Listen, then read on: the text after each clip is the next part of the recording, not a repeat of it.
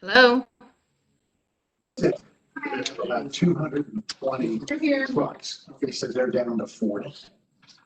So like, There we are. yeah. I think it may be John sauce. Well, He didn't include anything.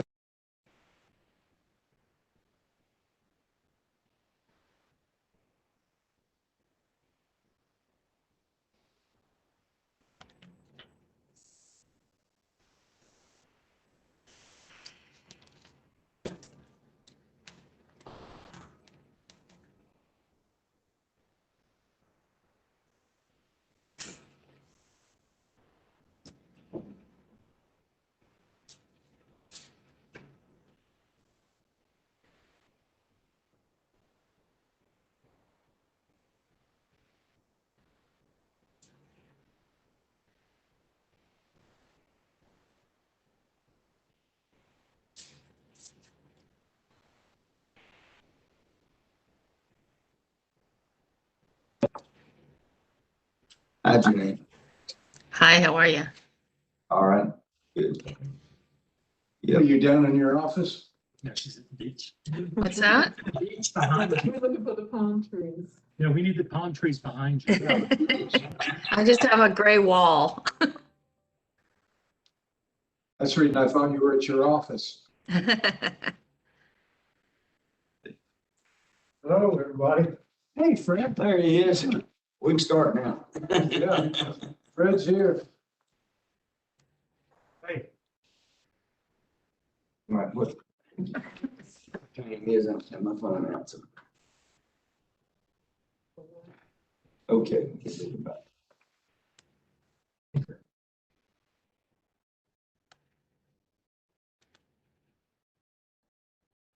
Get through this. You just said it. You know what you don't know is with those people, clerks, you know, that are making these offers.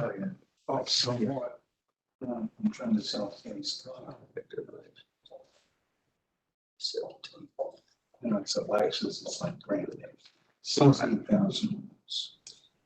We're ready over that time? Yes. Okay. All right, we'll go ahead and call the meeting to order. Send everybody to winter to me. All right. Hereby call the meeting of the Cobb County Board of Elections and Registration open. First, we will have a time of public comment. There's a limit of 5 minutes per speaker. We'll allow people to speak in, and it's just a comment, it's not a discussion time. And do we have how many will we have set up for comment there?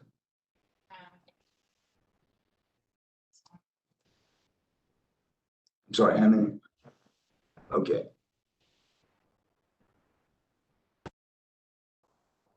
Jacqueline, you've been unmuted. All right. Sorry, the sound is really garbled. This is Jacqueline Benedipur. It's my turn to speak. Yes, ma'am, go ahead. I'm sorry. Okay.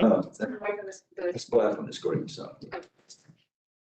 So my name is Jacqueline Benedipur. I'm the chairwoman of the Cobb County Democratic Party. And I wanted to comment this afternoon on the early vote proposal for the special election on June 15th. I wanted to start by commending Cobb Elections for running an excellent election in November of last year and for the January runoffs this year. They expanded early vote capacity, made absentee voting very available through the 16 drop boxes, and overall did a great job in making it easy for people to vote in Cobb County. So this is the first election since the passage of Senate Bill 202, Georgia's new election law, the first election here in Cobb County. And Cobb and Georgia have been in the national media over passage of this new election law, over the pullout of the MLB All-Star game has definitely put Cobb in the national headlines. And this first election out the gate, Cobb Elections had some choices to make where we could have mitigated some of the more suppressive aspects of this new election law. And it seems that those choices have favored more restricting access to the ballot. And I'm very disappointed in the choices that have been made. So you have proposed 2 early vote sites open from 8 a.m. to 5 p.m., making it virtually impossible for people who work during a normal work day to get to those early vote sites. And because of Senate Bill 202, we have 1 absentee ballot drop box, and that will be located inside the Whitlock early vote site. Again, accessible only from 8 a.m. to 5 p.m., Monday through Friday. And you've opted for 1 Saturday election, 1 Saturday voting day from 8 a.m. to 5 p.m. Now, you could have chosen to open those early vote sites from 7 a.m. to 7 p.m., thus making it easier for working people to get there either before or after work, and also increase the accessibility of that absentee ballot drop box by expanding those hours. You also could have offered another Saturday. The new law allows for 2 Saturdays of early voting, and it allows for Sunday as an option, all of which would have increased the accessibility of that absentee ballot drop box, and also the accessibility for working people that work a 9 to 5 Monday through Friday. So the 2 sites that were chosen, the Northwest site is out of the district, the North Cobb Regional Library, and it's also against regular commute traffic patterns. So anybody living in that district that is trying to access I-75 or some of the major transportation arteries to get to and from work would have to go in the opposite direction to get to that early vote site. And again, it's 8 a.m. to 5 p.m. So that's just not going to happen. So I'd like to ask you to reconsider.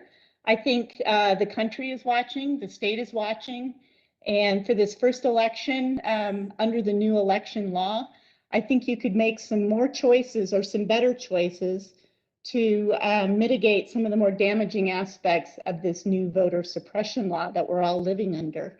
I understand you have to meet the statute, and there are certain things in the statute that we will have to regard. But where there is flexibility and where you can make those choices, I ask that you open these early vote sites from 7 a.m. to 7 p.m. and that you consider maybe adding some additional sites more along established traffic and commute patterns, and that you offer a second Saturday and a Sunday, again, to make it easier for people to vote absentee and make it easier for people to early vote. So I thank you for your time, and I hope that you will take this under consideration.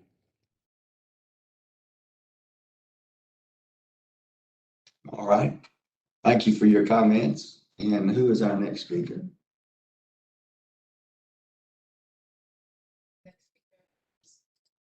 Monica Delancey. Just 1 second. All right.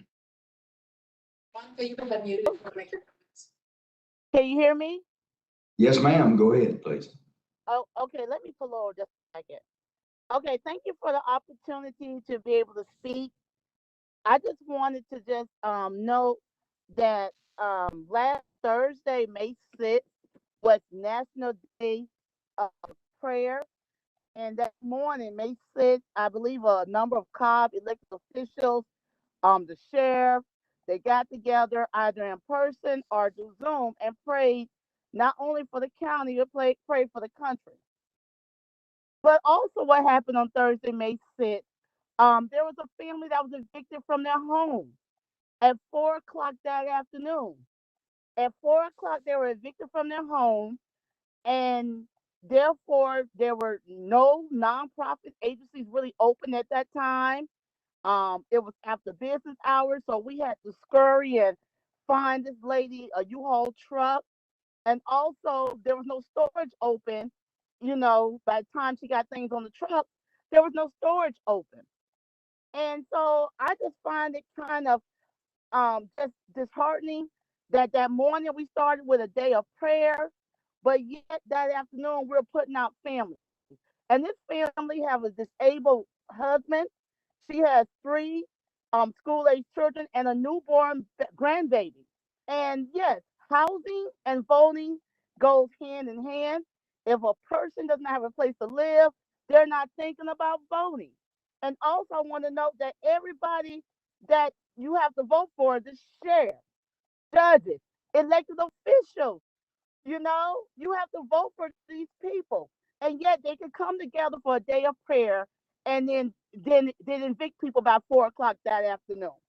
So I just wanted to continuously to put forth the effort of praying over um, our county, praying over our residents. That's also that we can do something about the eviction process and how we can just make it more civil and civilized. Thank you very much. Again, Monica Delancey. Thank you, Monica. Appreciate your remarks. And our next speaker.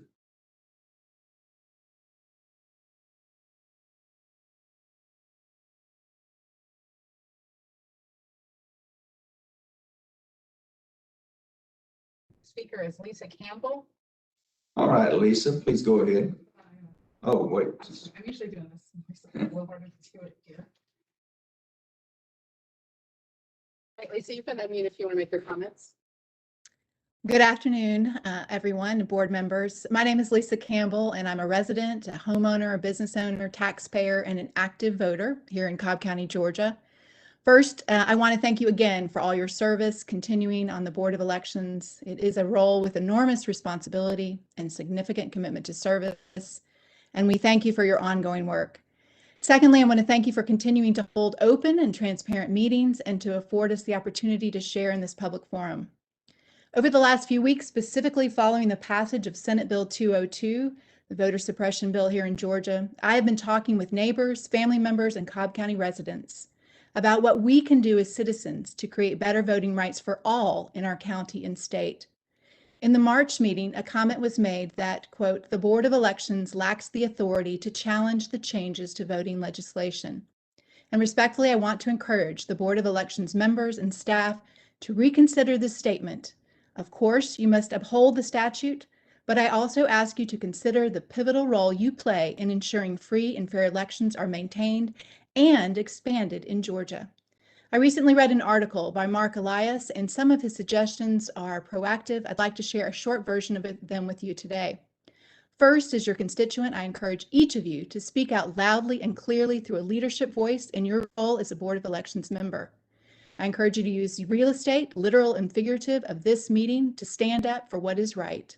I encourage you to publish your opinions in prominent places, including newspapers, television, radio, and the internet.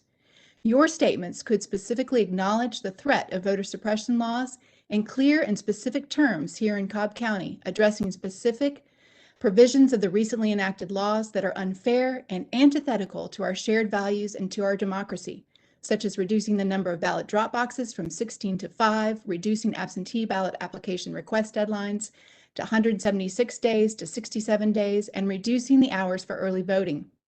Secondly, don't just speak out. I encourage you to take action as well. You are a key stakeholder in Georgia, not just Cobb County. You implement and ensure voting accessibility on the local level for one of the largest counties in the state. Now is not the time to minimize your influence with state legislators and other officials, and I ask that you continue to use your existing platform to stop further suppressive voting laws and to enthusiastically continue advocating for voter expansion.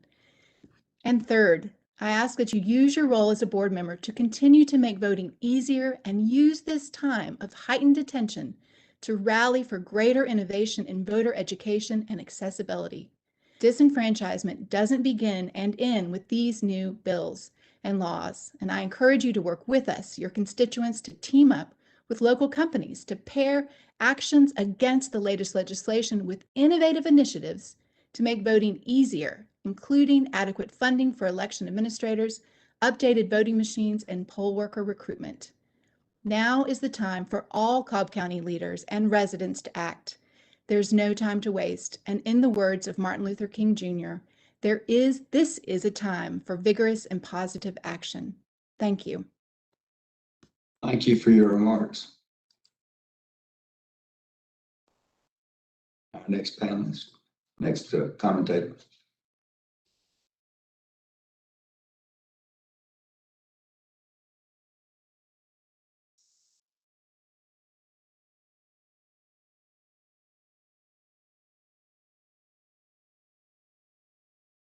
Should be coach for that.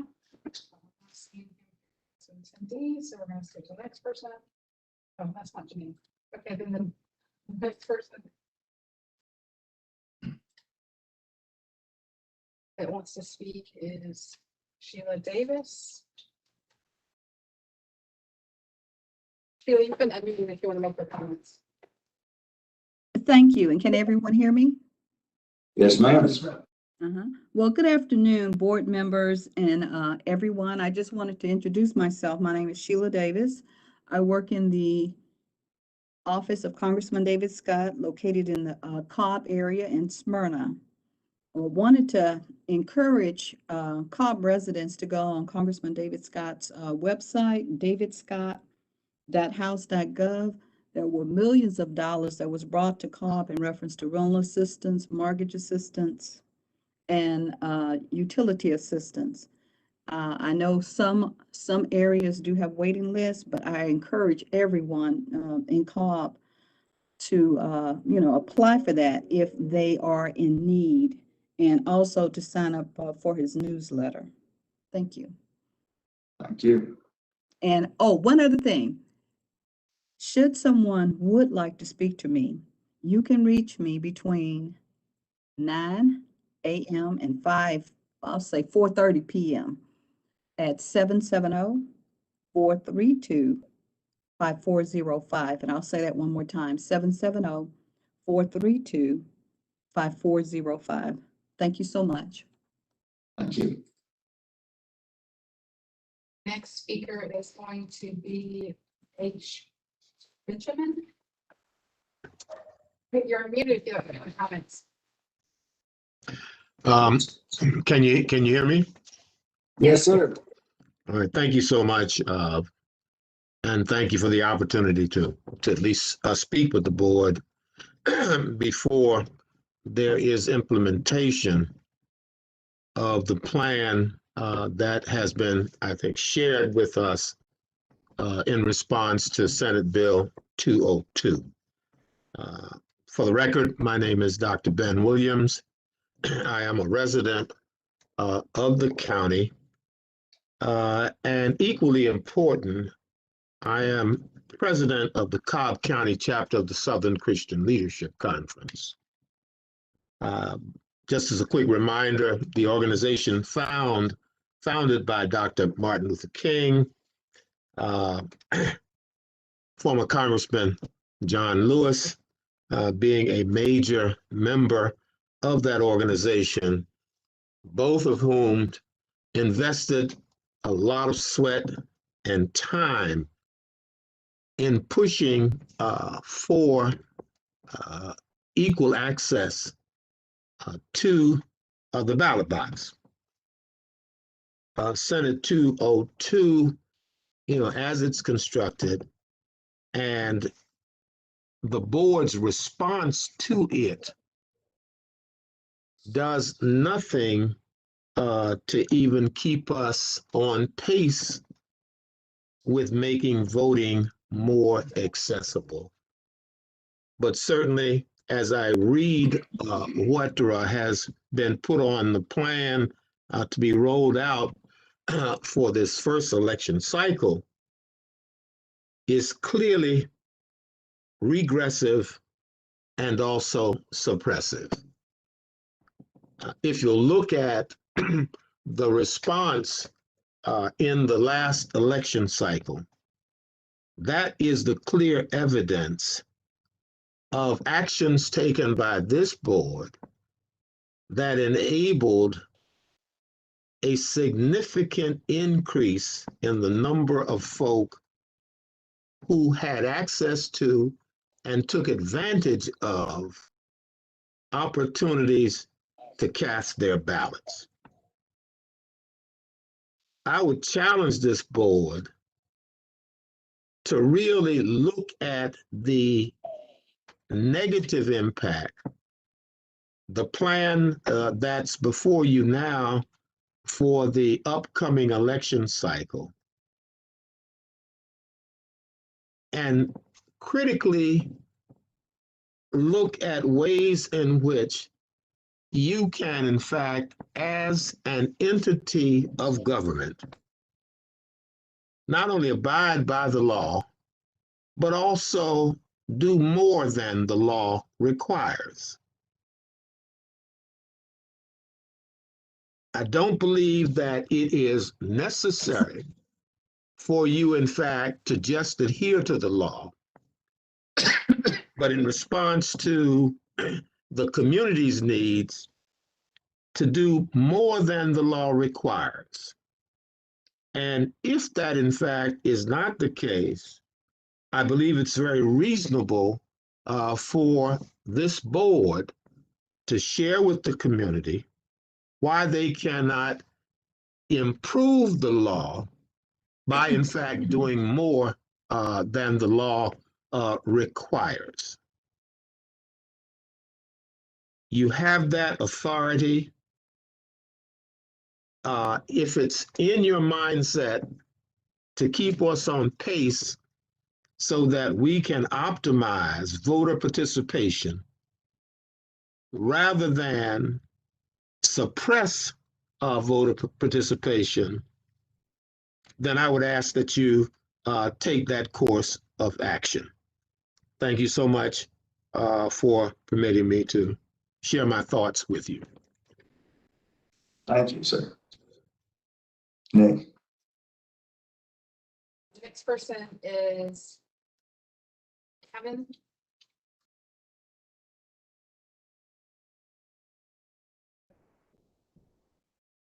Sorry, Kevin Nicholas. Kevin Nicholas. Kevin, you've been muted. If you'd like to make a comment. Excellent. And can you hear me okay? Yes, sir. Awesome. Well, first of all, thank you very much for your service and for your dedication to Cobb County.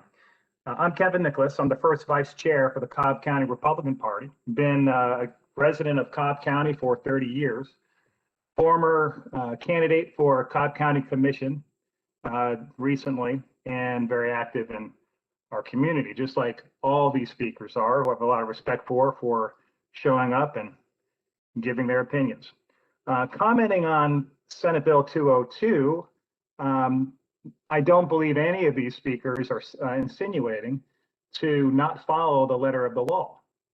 I think Senate Bill 202 is very clear. I think it needs to be enforced in that way. We can have our different opinions. The Major League Baseball All-Star Game was moved to Colorado, and if you look at voter laws, you can see there's various pieces of the Colorado bill that is more repressive than what we have in Georgia, even in New York. However, that's just all opinion in a lot of ways, and I stress that we need to carry out the letter of the law, that we need to make sure that we, and your responsibility as the election body of Cobb County, respectfully, is to make sure every legal vote counts. And I'm sure that will be done. Now, given that, I've noticed a great deal of my fellow citizens in Cobb County really coming out and really talking about what can be done and how they can get involved based upon some of the past election results and just some of the past things that have gone on. And so I do ask the board, we'll be asking you for support for poll training, poll watching, and I would hope that we can work together in order to train quite a considerable amount of people who are interested in getting back involved in our county. And I think when all people get involved in our county, Republicans and Democrats, I think we have a better county. We just have to make sure that we're all fair and that it is completely legal what we're counting and following the law. And I know that you'll do that. And I respect this board, and God bless you. And when we have House District 34 coming up this election, it's going to be very important. And we'll be very engaged. So thank you for allowing me to comment. Thank you. Next.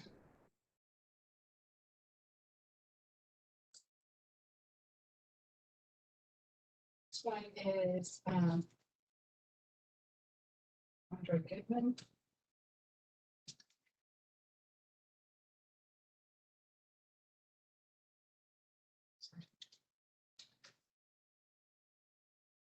Andre, you're unmuted if you'd like to make your comments. Okay.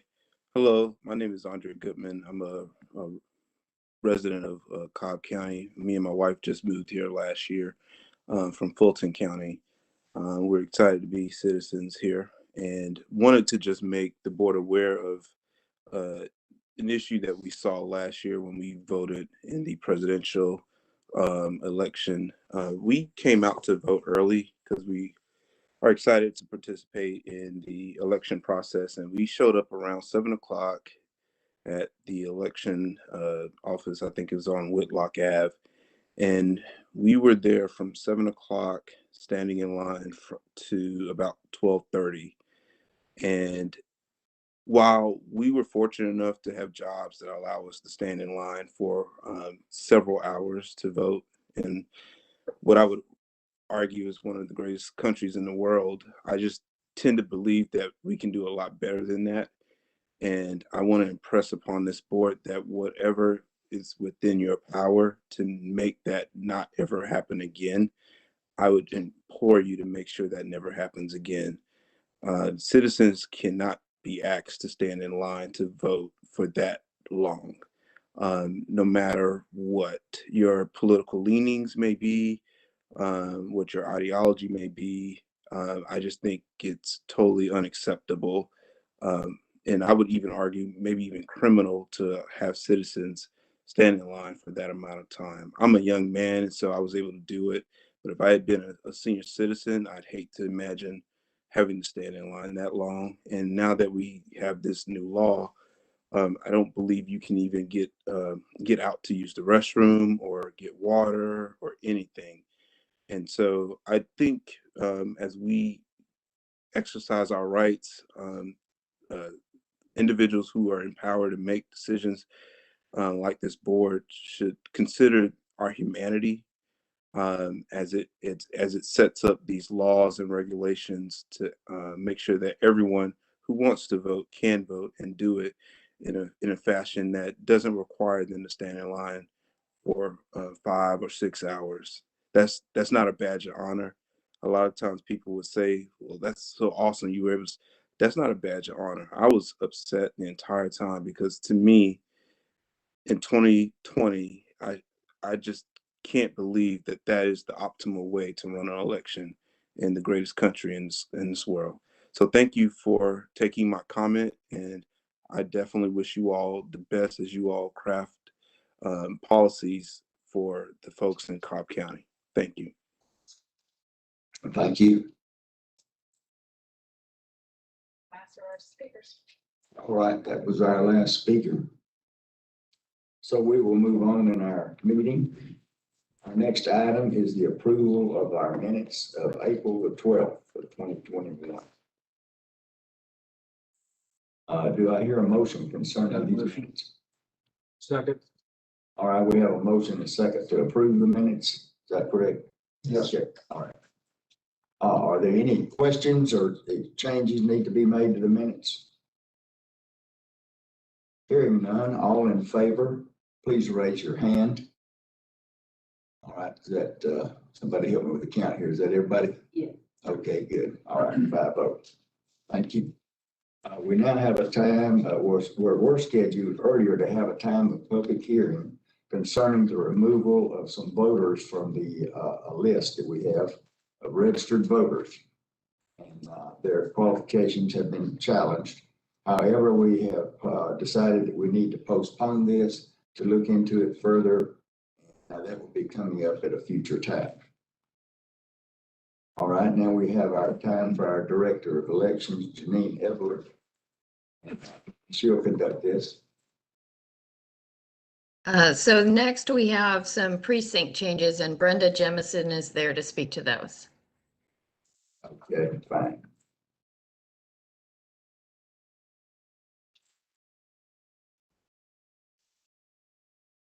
Right, the first precinct change that we have listed is a request to approve a change of the location of the polling place for Bells Ferry 03, which is Noonday Baptist Church. We have been located on their east campus, and the church has requested that we move back to their west campus. That would better accommodate their facility and our voters who have voted in that location before. So much of a change. What's the distance? Oh, it's immediately across the street. Okay. It's less than a mile. It's a 0.1 mile. Oh, okay. Yeah, it's across the street. It's a matter of going from, like I said, their east campus to their west campus, right across the street. But in the previous time, the location across the street was right outside the boundary. I don't know if you remember, but then this moves us back to the Family Life Center, which is within the precinct. Great. And as you will see on the map up there, it's literally showing you that it's back across the street in the blue section.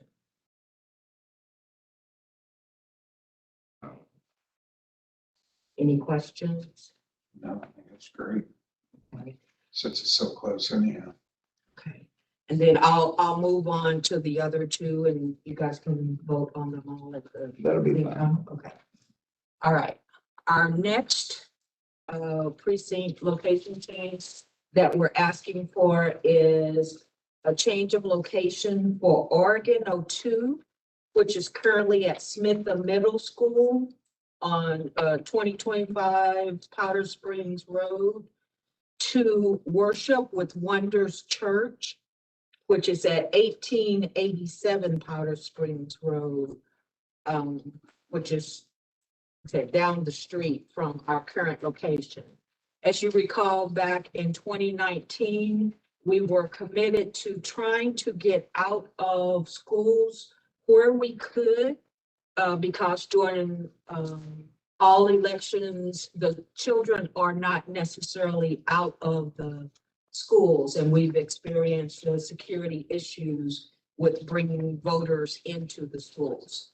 So we're asking to move from Smitha to Worship of Wonders Church, which is located approximately 0.5 miles from Smitha. Bill, that's your district, isn't it? Yes, it is. It's fine with me. Okay.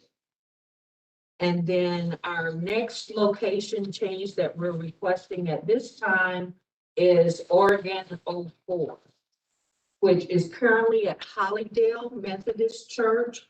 That location is also on Powder Springs Road at 2364 Powder Springs Road.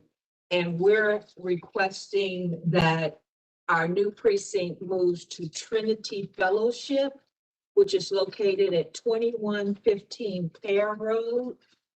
And it's kind of down the street from that location. It is also less than a half a mile from the current location. And it will accommodate the number of voters and the equipment. Is that still in the precinct or? It's outside of the How precinct. much? Just down the street? It's just down the street. It's a half a mile from the current location, but it is outside of the precinct.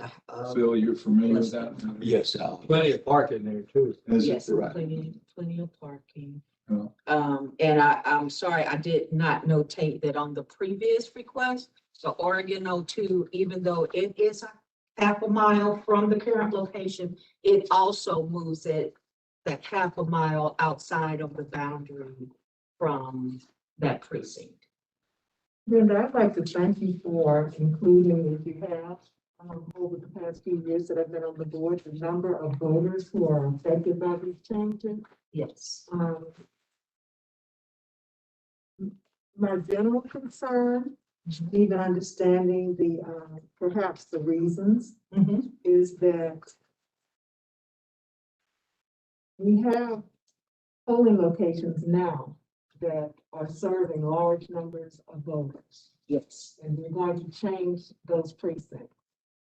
And then we probably will be looking at, because of the number, we will probably have to be looking at splitting those in the not too near future.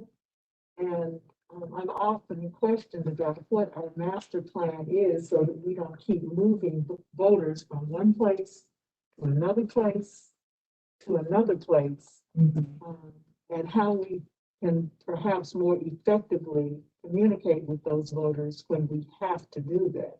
But the main question is what, and this is for Janine as well, what sort of master plan we might have in place. We know that we're planning on coming out of schools.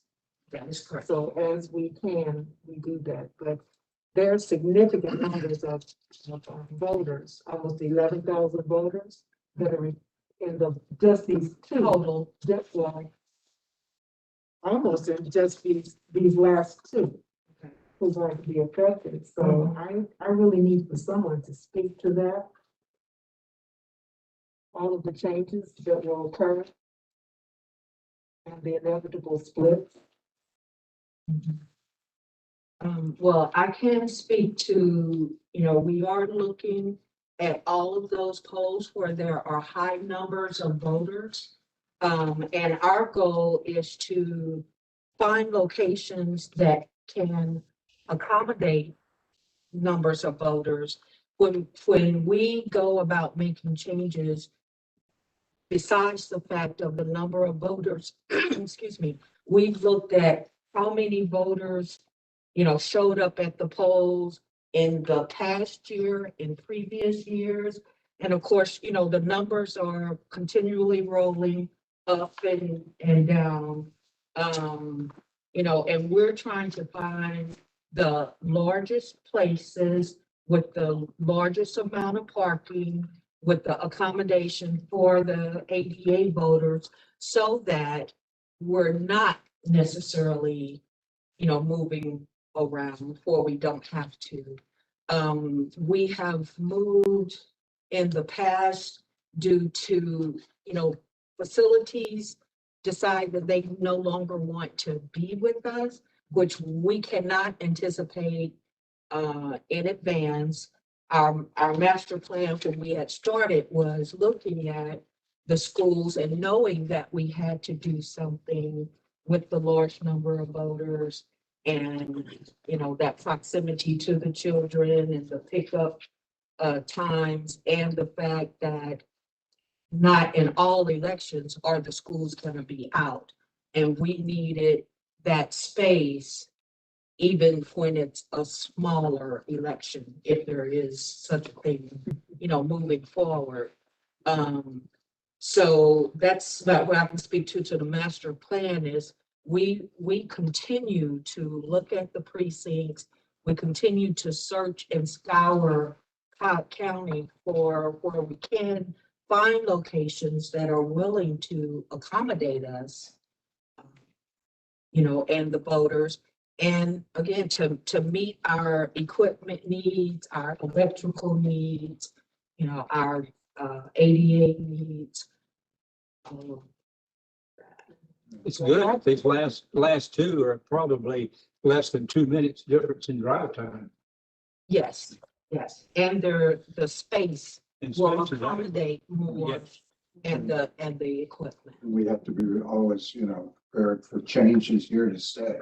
Yeah, that is the one thing that we have come to accept, that the change either from the numbers of voters, and these are the beginning of the precincts we are continuing and will be bringing forth to you as we move forward.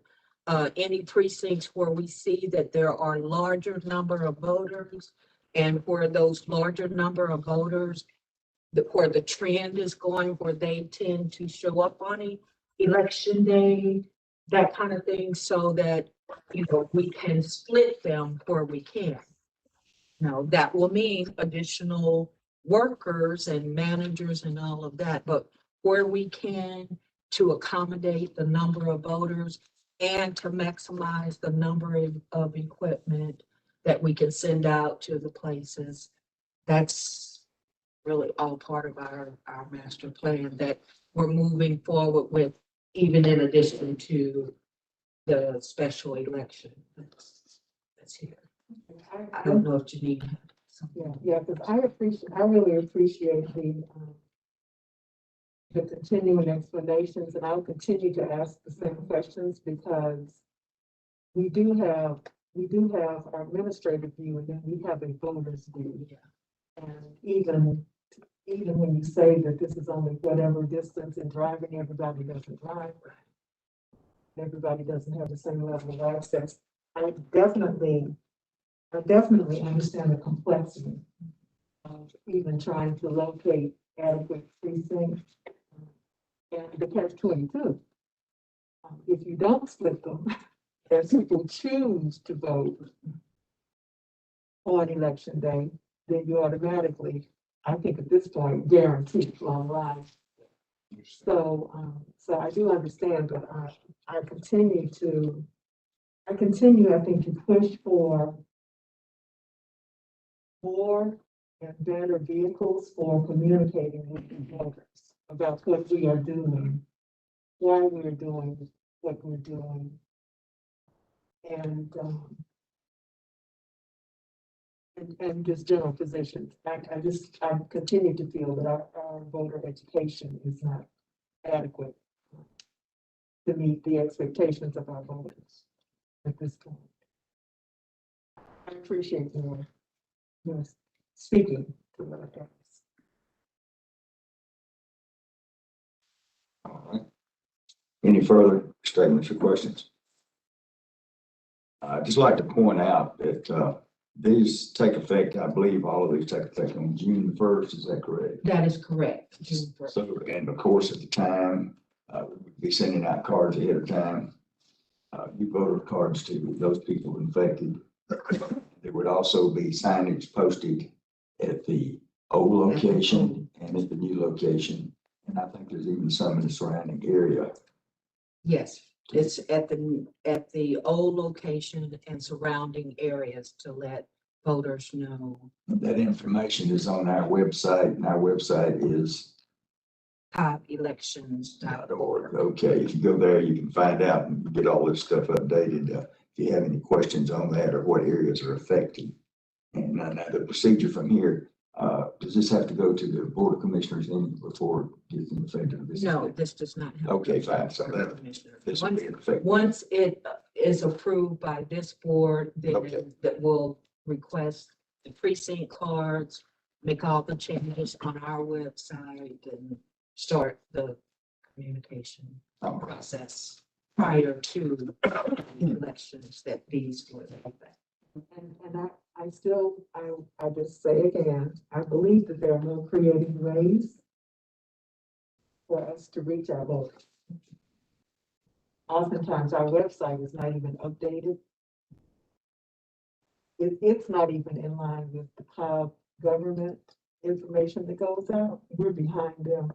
But there are, I believe, creative ways of using public service announcements and those kind of things to even warn people when we are considering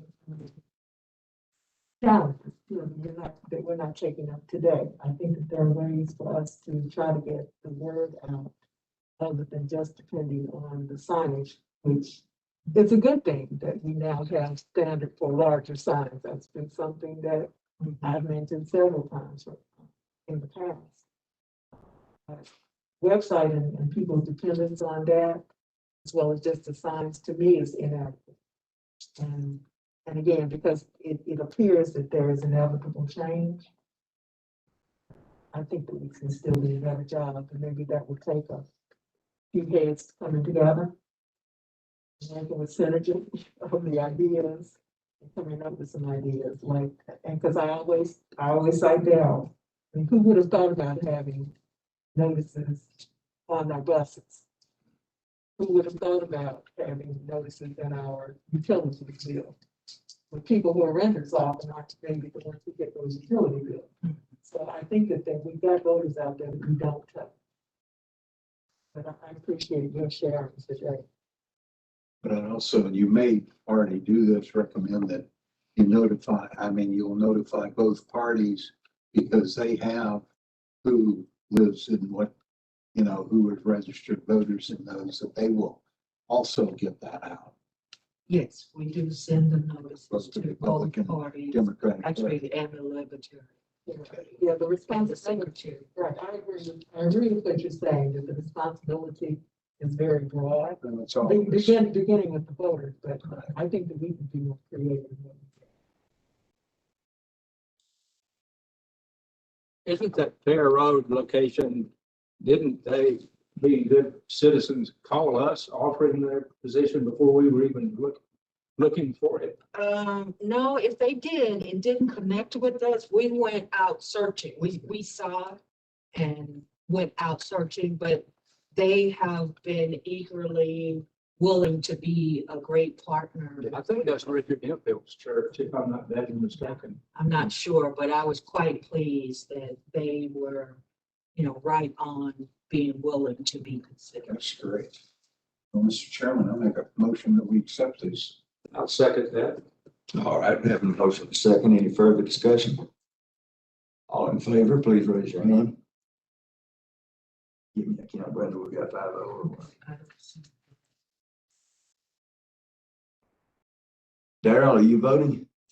Daryl got cut off, I think. He was asking to be let back in as a panelist. All right, well, we've got 4-0, I believe. So we'll go with that. I mentioned Darrell probably. Good job. Thank you. He's on now. Oh, Darrell, what's your vote?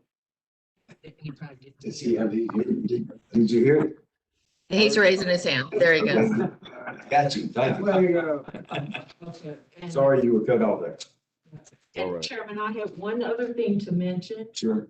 which is not something that the board has to vote on, but we have a precinct, McEachern 09, that we thought we were gonna have to get another polling location because that location was Seven Springs Church on Macklin Road in Powder Springs.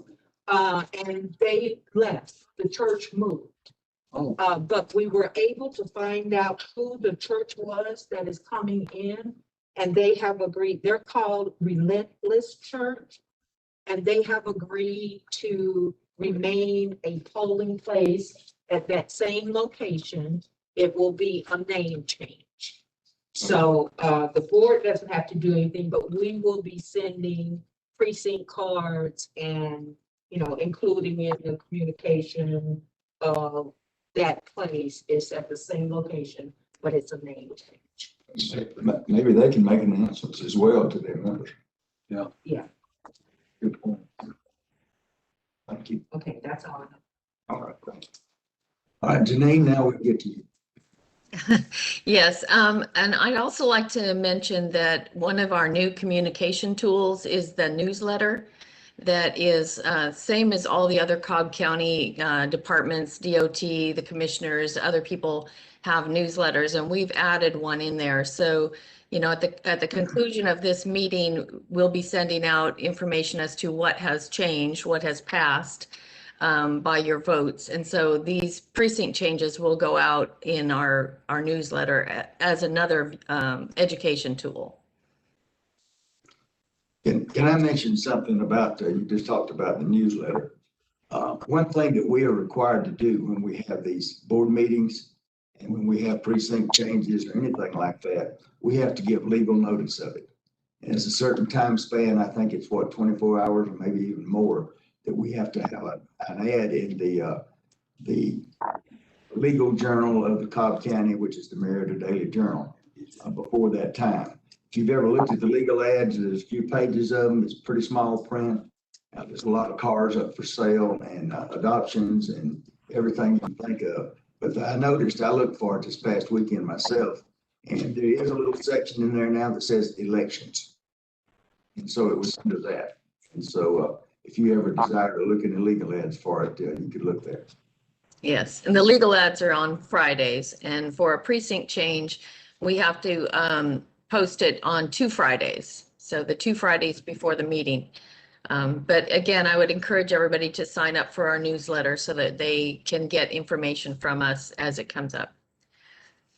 And the next item on the agenda is asking, well, the next 2 items, we can do it together if you'd like, is asking the board's approval to conduct municipal elections for the city of Hostel and the city of Marietta. We do have contracts now with them. They would like us to conduct their elections.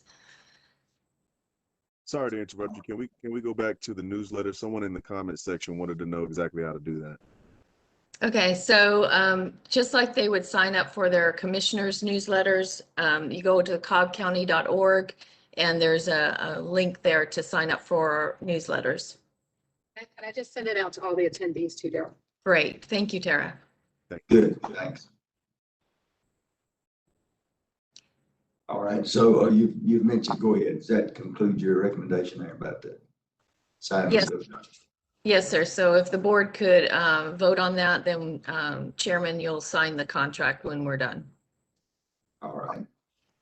And I make a motion that we approve conducting the municipal general elections for the city of Hostel and also for the city of Marietta. And then see runoffs and for me to sign the contracts on those. Do we have a second? Second. Okay, we have a second. And any discussion? Municipal elections, that's of course within the city limits. The only voters that are allowed to vote in that are the people who are registered voters in Cobb County that live within those city limits. All right, all in favor, please raise your hand. See Daryl, okay, is that 5-0? All right, thank you. Appreciate that. All right, Janine. Phil, could I add that if anyone is in question, has a question about that they need to contact the Cobb Board of Elections? All right, that's fine. Contact our board. To be accurate about whether they are eligible. Sure. Yes. If you go to our website, there are also maps that show those municipal areas, I believe, that would distinguish between the rest of Cobb County. Yes, and also going into the My Voter page, you would have a municipal precinct if you were a municipality. And then also we're looking at potentially having a referendum special election with the Cobb County School District. They have mentioned that they're going to do an e-splost in November as well, which would change the November 2nd election to be countywide. But I have not yet gotten any response from our request to sign a contract. So we're still waiting to hear from them. Thank you. Okay. Then the next item is the presentation of the Biennial 1% survey. And Tara, can I share my screen or how are we going to do that? Give me just 1 second. Okay. Okay. Let me just start this one. All right, so just as a brief overview, the 1% survey is after every statewide general election, we send out a survey to 1% of the people who voted in that election. And then, you know, if we get responses back, we put all of the information together to kind of give us some information over time, tracking trends over time of the same questions. So this is from the November 3rd, 2020 1% survey. And this is the sample size of what we had. We had voters, 396,551 voters who voted in that election. So we mailed out 3,955 questionnaires. Unfortunately, we only got back 362 questionnaires, which was quite a low percentage. That was a 9.2 percentage, and we've never had actually this low before. So this chart is the questionnaires sent out in blue over time since actually 1998, and the questionnaires returned. And you can see that this is the lowest we've ever seen. You know, I don't know what to think about that, whether people were just, you know, tired of all of the election stuff and decided not to participate, or what might be the reason for that. But our sample size wasn't large enough to really, I don't think, get a lot of good information, but we will go ahead and go through what we did see. Janine, are you sharing your screen? Oh, I have my screen up. Okay. Whoops. Hold on, let me go back and see. I was gonna say I can do it if you can.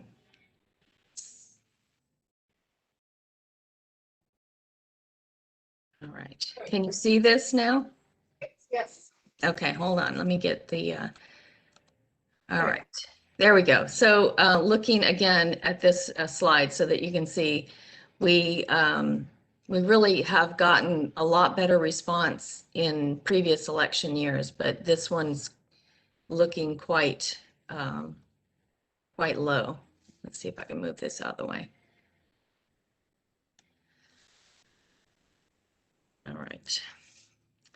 But what we did see is of the people who responded, 161 responded that they had voted by mail, and 126 voted in person during the early voting, 66 at the polls on election day, and 5 voted on Saturday voting, which is also during early voting. So most of the respondents this time voted by mail. That also could have contributed to the low response rate overall, because people may not have thought much about the experience of voting by mail. That many of the questions are about, you know, voting in person and people influencing you, or parking and the issues that you might have. How long did you wait? So they may have just disregarded it because there were so many people who voted by mail this time.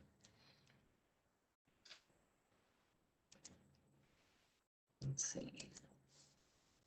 Now it's not. There it goes.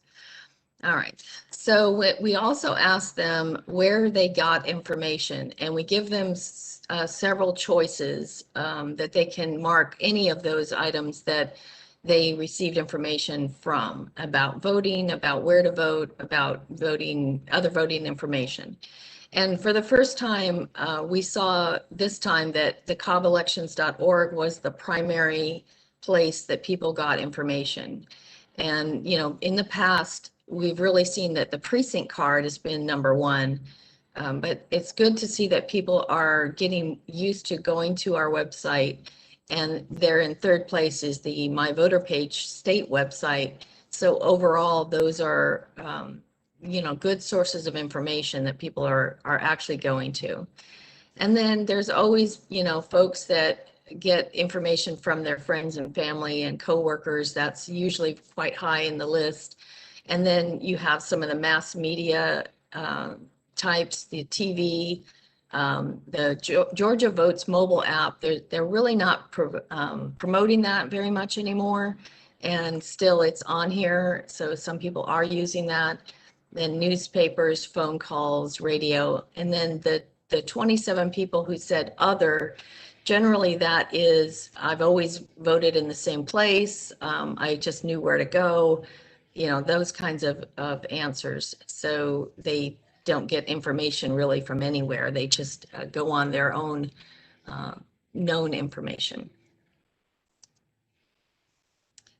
So looking again at how does this compare over time? The precinct card, as I said, has always been quite high as far as the percentage of people who responded, where they got information. And in 2020, it was only 24% of those who responded said that they got information from their precinct card. And looking at the internet sources, the cobbelections.org, the MVP, the Georgia Votes, and totaling that up, that has really become the primary source of information for people. You know, not everybody has internet, of course, but at least what sources that we're putting out there, they are looking at. We also ask those who selected that they voted early to tell us why. What was the reason for voting early? And they can choose more than one reason. But again, this is quite a small sample size because this is only the people that voted early. Only 61 of them said that convenience of either the day or time was important. 52 said that they wanted to avoid long lines, and 29 convenience of location. And then the other, smaller amounts were that they were elderly or disabled, they were out of town on election day, and then just other reasons.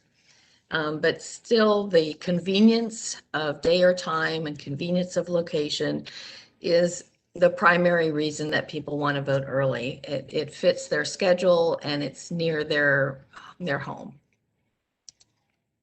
And this is, as I was saying, this is, near their home was the primary source. So what influenced your selection of an early voting location? We usually get some that say it was near work. Absolutely nobody said that. And a few said it was near some other destination. And then most people said because it was near where they live. And that really, I think, is a good indication that we put enough, maybe not enough in some people's views, but we put a lot of sites out there.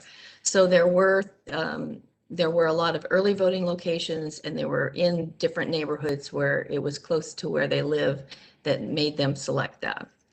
Those who voted or who said that they had another reason for selecting it, interestingly enough, all four that said that was they selected a location based on the wait times on the website, which is good because that means that some people are looking at that, and we will continue to help that be a known source of information so that people can make decisions based on that as well. And then the chart down at the bottom shows the progression of that over time. Again, it is a very small sample size, so we'll probably have to see next time if this holds, if people do respond to it, if this holds the same. But again, most people are where they live, and we saw nobody for where they work. Again, with early voting, we asked them which location, just so that we can kind of get an idea of which ones were popular. But again, this is only of the people who responded to this survey. So the East Cobb Government Center was primary in this group of people, the respondents. The main office was next. The Boots Ward Rec Center is the West Cobb one. The Art Place is that Mountain View area of Northeast Cobb. The North Cobb Senior Center is in the Ackworth area. Riverside Epicenter is in South. Ron Anderson in Powder Springs. Smyrna Community Center in Smyrna. West Cobb Regional is in a little bit between the Dallas Highway and the Ackworth location. The South Cobb Regional Library, and then the last one on the list is the Ben Robertson Community Center. That was least popular, but I did mark that Ron Anderson and Ben Robertson were only open for the shorter period of time. So, they didn't have the opportunities that the other 9 did. So Janine, does this parallel our numbers? I did. I didn't compare it, but East Cobb Government Center and main office are always one of the highest. So, and I think Boots Ward and Art Place were right up there. So I think it is parallel to the actual results that came in and the total number of people.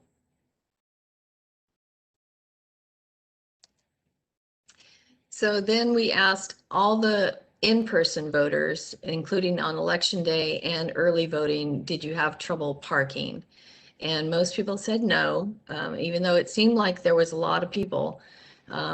They responded no, and then 14 said yes. And this is how it works out based on the time frame from 2010 to 2020. And so, you know, it's 6% of the respondents had trouble parking. That's pretty standard across time. We had a lot more trouble in 2018 with this question.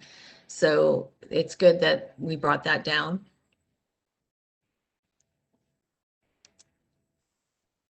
And this is how long did it take you to vote? And it includes the early voting and the polling places. And again, smaller sample size, but most people did answer that it was less than 30 minutes. And then 59 people said 30 to 60 minutes, and 30 people said more than 60 minutes.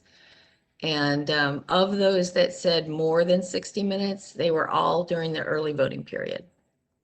So nobody on election day had a long wait. And this is how it works out over the last few elections.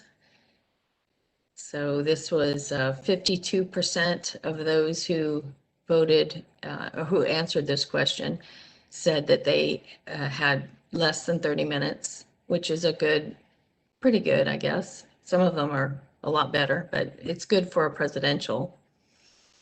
And then less than 60 minutes with 84%, also pretty good for a presidential.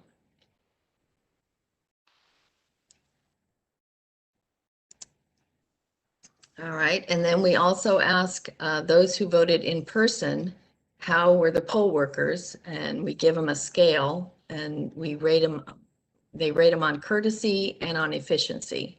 And the scale is 1 being poor up to 5 being good. And we always look at the percentage of those that got the highest mark. So for courtesy, 88% of the respondents said that it was a 5, and 77% said it was efficient. And that's, you know, pretty standard over time. And then we also give a shout out here to those that got a 4. So either a 4 or a 5. That was 95% for courtesy and 92% for efficiency. Again, that's pretty in line with what we have seen in the past, a little bit up or down. And then the next question is asked of all the respondents, even those who voted by mail, and that was, how was the voting process? And it's by organization of the process and overall satisfaction of the process. So those scoring high, the highest mark, which is 5, there on organization, there was 76% answered and gave a 5. And 76% also said that their overall satisfaction was a 5. And then of them, the ones that scored us either a 4 or a 5, whoops, I didn't change the slide. This should say organization and overall satisfaction, but the numbers are correct. That would be a 94% gave a 4 or a 5 in organization, and 92% gave a 4 or a 5 in overall satisfaction.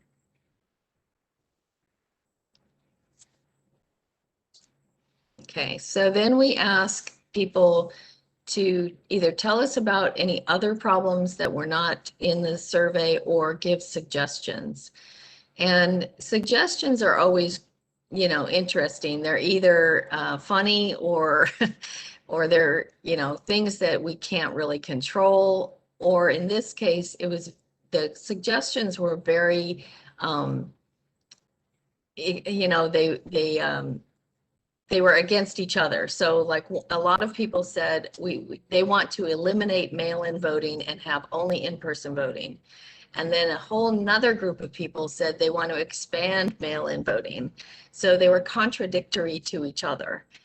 Obviously, we don't really have a lot of say in that anyway, but it's interesting to see how there are people on both sides of that issue, and there are people on both sides of a lot of issues.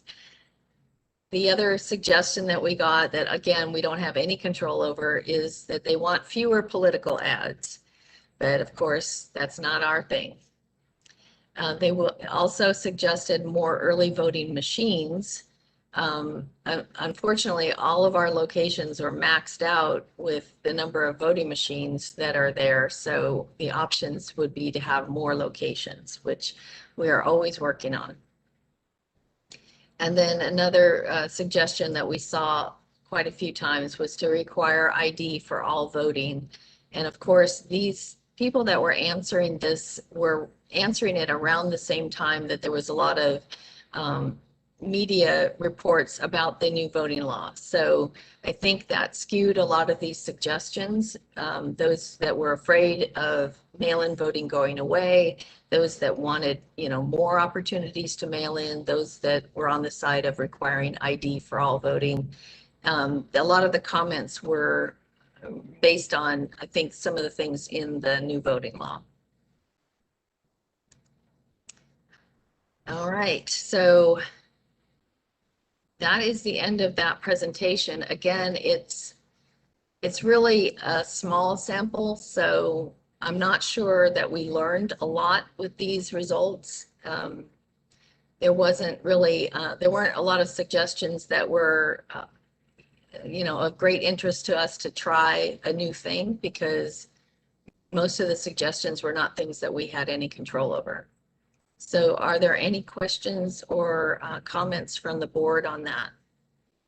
Yeah, Janine, that was good. I mean, and especially having the previous years there as well. Could you send that out to each one of us? I think it'd be interesting for us to digest it. There was a couple of things there that I noticed that I think we could make some suggestions on ourselves and ever have questions on. But I thought it was great. Yes, in fact, I have a little bit more detailed report that I'll be sending to the board that gives the exact numbers and the percentages for those answers. So where I have percentages of those who answered, I have a report that gives you the exact numbers for each of those answers. So I'll send both the PowerPoint and the more detailed report to you as well. Thank you. Thank you. Appreciate that. I would too. Anything else? All right, so moving through our agenda, we had to move our next board meeting. So because we had this special election called, so we'll need to determine where the board members want to spend election night at this meeting. Phil, do you have a suggestion of how you want to distribute everyone? I'll just ask, I guess, if anybody wants to. I've got another question I need to bring you, if I could bring it up to you first.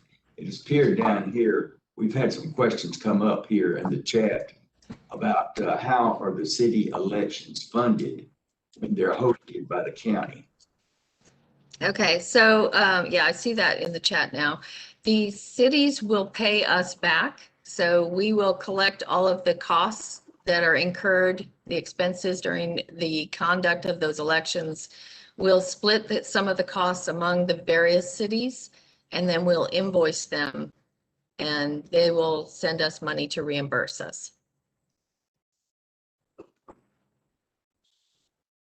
All right, thank you very much. All right, for the election night, I'll ask Jessica, where would you like to be? Is it okay with you to be at the election center, or would you rather be here, or what? I have no preference. No preference. If you would work at Kennesaw. All right. And Fred, would you be willing to work here? I will. With me? Okay. Darryl, do you have any preferences? I don't have a preference, but if you need somebody to go to Kennesaw, I'll go to Kennesaw. All right. All right, we'll have Darryl there then. And so you're suitable to be here. Hey, fine. Okay. All right. All right, so that gets us, we'll have Jessica and Darryl at Kennesaw. We'll have Fred and Pat here, and I'll be here as well. Have give us support here at this location. Great. Okay. And also on our agenda is approving the changes to the board meeting schedule. And I think those are in the agenda. They are. Yeah. So again, we had to make some changes to the meetings because of the special election being called. And if we have a runoff from the special election, we'll also need to make another change for the July meeting because we'll need to have a certification meeting for that as well. But this is just for you to approve the changes that we've made for the July or the June 15th election. All right. We have a list here in our paperwork that we have. And I don't think it includes a May 17th special meeting. Right, right. But that was called after the fact. Okay, but that would be included in our changes. We don't usually have special meetings on our regular meeting list. So that would not be added. Okay. It'll be added on our website, of course, but on this list of regular meetings. Yeah, before we voted, I just didn't know where we needed it in there or not. That's all. Gotcha. If we don't, that's fine. Okay. All right. Do I hear a motion to approve our changes to the 2021 board meeting calendar? So moved. Motion and a second from Darrell. Is that right? Okay. Second. All right. Any discussion on this? All right. All in favor, please raise your hand. Okay. That's 5. Is that right? Okay. Yep. 5. Thank you. 5-0. All right. We don't have any other business that I know of. Greg, you didn't make your remarks, right? Okay. So our next scheduled board meeting will be the special called board meeting on May the 17th. And then we'll have our regular June 15th meeting. Do you have another comment? Yeah, board member comment. Go ahead. I wanted to, I guess, address 2 different areas. One has to do with the special election. And I did want to say that I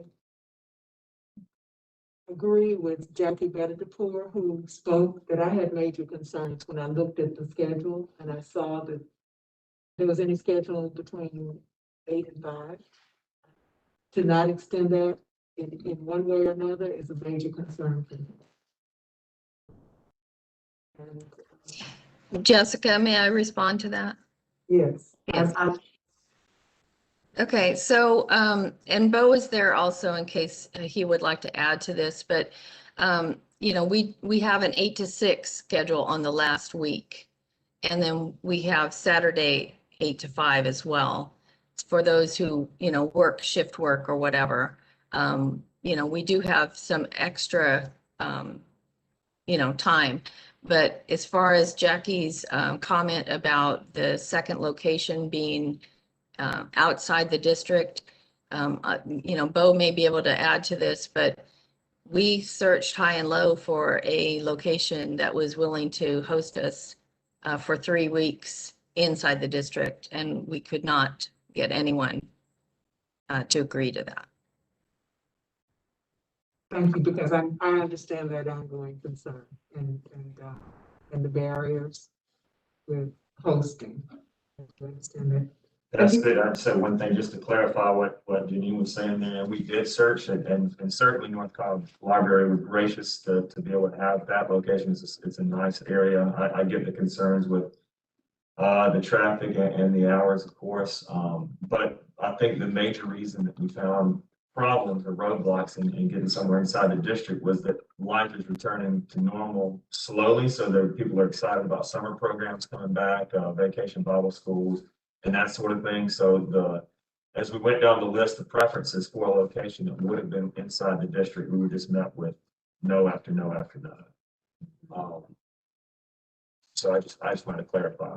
Yeah, because I appreciate Janine's going before the Board of Commissioners to try to ask for some sort of feedback or guidance concerning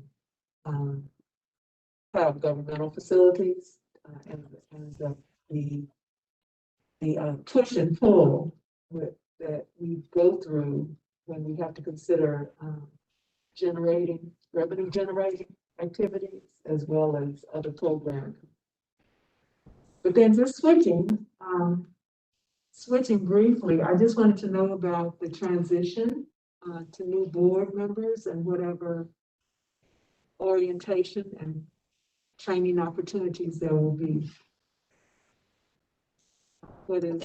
Yes, as soon as we get new appointments, which I don't have yet, we will start that process of orienting those new board members. We're working on, updating the notebook and providing them, more accurate information based on the changes in the new law. And as soon as I get any new appointees, we'll work on getting them oriented. What is that deadline, Janine? The existing appointees serve until the end of June or until the new appointees are sworn in.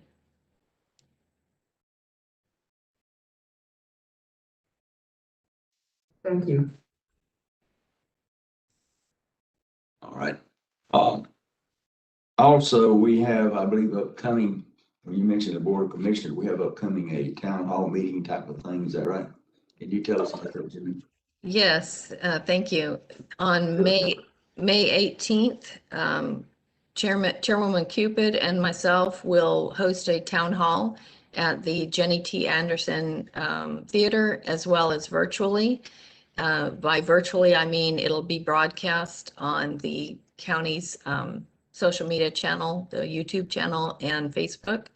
And so people can listen in. We'll try and go over some of the changes based on the new SB 202 law and how we are dealing with that here in Cobb. All right. And that meeting's at 7 p.m.? Yes, 7 p.m. Sorry. All right, thank you. I guess there'll be some further information on our website about it, right? It's on the county website. We can put it on ours as well. I think it'd be a good idea to put it on ours as well. Yes. Our web tech listens to this meeting, so I'm sure she'll take care of it. Good. All right. We have our next scheduled board meetings have been announced. Any more comments from any board members?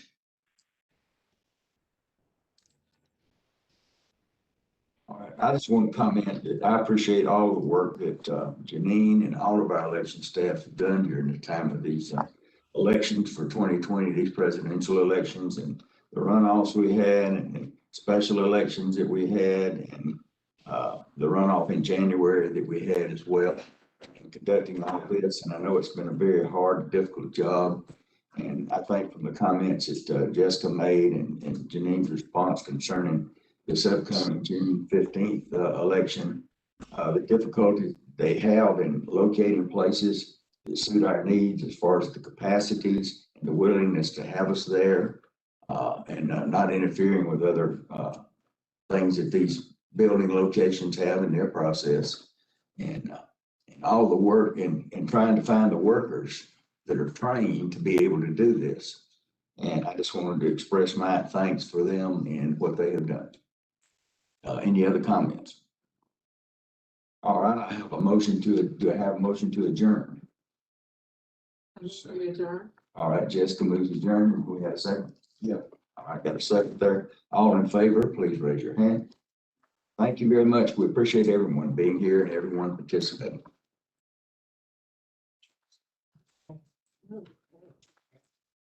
And feel I have the